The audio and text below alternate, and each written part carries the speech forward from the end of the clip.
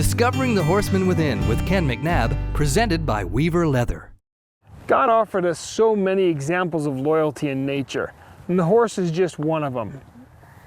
You know, I can tell you stories of different animals that have been loyal, but when I was a kid, my brother and I had the opportunity to drive cattle a long distance over 3 or 4 days, and because of the situation, our boss and ourselves and one of our boss's youngest sons, we actually ended up having to night herd the cattle, which is something that we just don't do in America today, but we did end up having to night herd the cattle.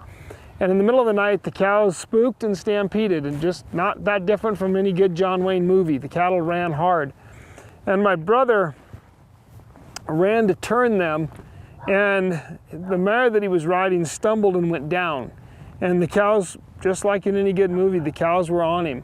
And Lady jumped up and she stood broadside between my brother and those cows, and the cows split and went around him. When I think of loyalty, I never forget that story. I think of that situation all the time. That mare could have spooked and ran off.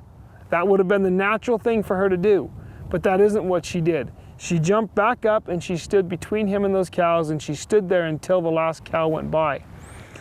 That's what loyalty is all about. To me, loyalty is standing there and taking the hit even though you know it's going to hurt, because it's the right thing to do.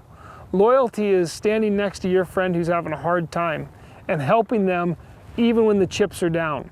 You know, you've been in that situation yourself where nothing goes right, and it is so heartbreaking to call someone you think you can depend on and have them tell you, sorry, I can't help you. Loyalty is always being there. For these colts, loyalty is you being there and offering them the support they need when they're scared, when they're nervous, and going forward and showing them the right step to take.